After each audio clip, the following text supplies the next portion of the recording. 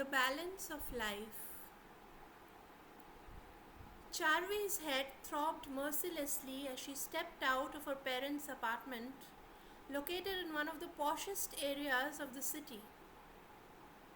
She was endowed with all that a young girl of her age would dream, and yet it all seemed to her like a mirage in a desert.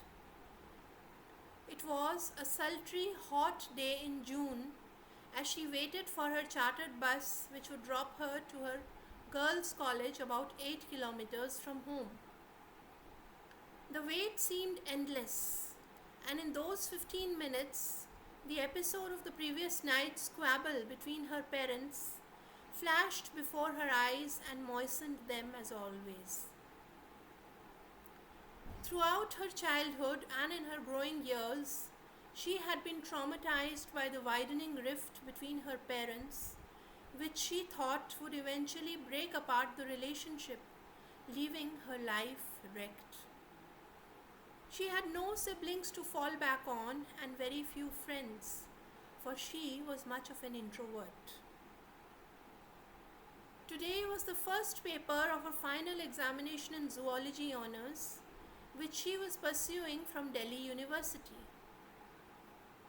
Having barely slept all night, all her dreams of securing a good rank seemed to sink. Whenever she tried to remember a portion from her syllabus, the agonizing, brutal fight between her mom and dad shook her to the bones. Meanwhile, she was stirred out of her trance by the rumble of wheels of the bus she had to board. Collecting herself, Charvi climbed onto the loaded bus, only to find a seat in the driver's cabin along with a few others who were regular passengers. As she took out her zoology journal to glance through a few questions, one couldn't help noticing the serene beauty that she effused. In today's modern age, she had an old world charm about her that was not to be missed. Long, lustrous hair, loosely braided, with a few stray strands falling on her temples and cheek, only added to her elegance.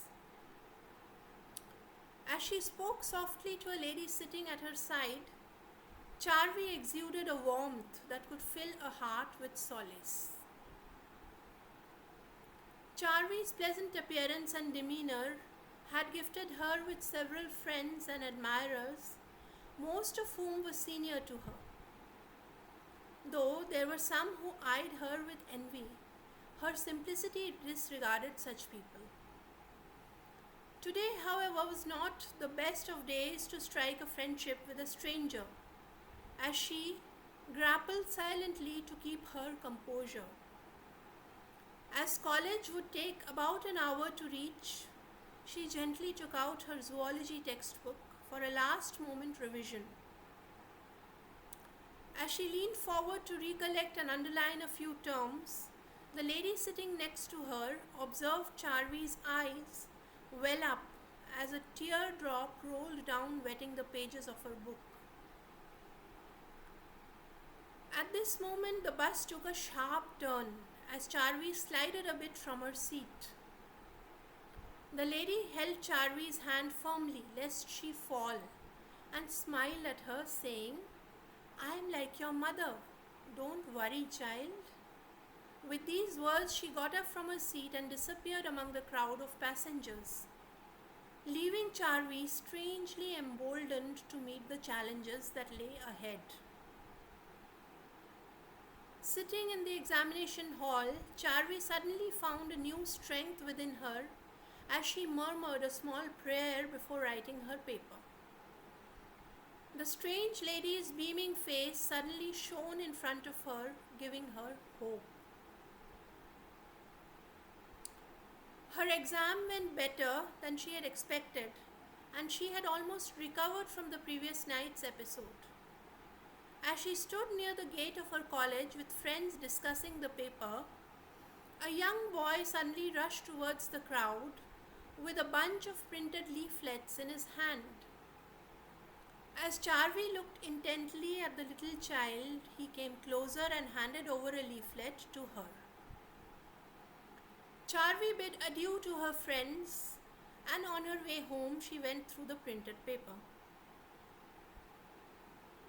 Although the next day happened to be Saturday, Charvi woke up at the break of dawn with a renewed sense of calm.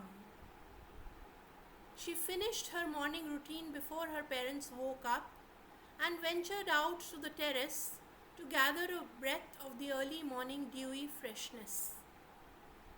Excitement shone in her eyes as she looked at the rising sun with hope. Her mom complained of a headache and was still in bed, while Dad sat down with the newspaper and a cup of tea. He raised his eyebrow when he saw that Charvi was preparing to leave early today. "I suppose you have no class today, Charvi?" he inquired. Hastily, Charvi replied, "I have to meet a friend coming over from Mumbai today. I'll be back by lunch." Charvi heaved a sigh of relief as she got out of the house and headed for Malviya Nagar. She had just managed an excuse to venture out for an important meeting. Sitting in the auto, Charvi rolled out the leaflet to read the address. As she reached the venue, there was a palpable curiosity in her eyes. She reached for the doorbell and rang it twice. A warm surprise awaited her as she saw the lady who opened the door.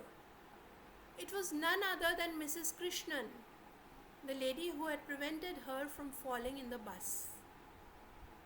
Warm vibes were exchanged as Charvi entered the premises, which happened to be a home for autistic children. Soon after, Charvi joined Mrs. Krishnan's NGO named Spandan as a part-timer, and her joy knew no bounds. Day by day, her bond with the specially abled kids grew, and she waited eagerly to shower her care and affection on them, which she did almost effortlessly.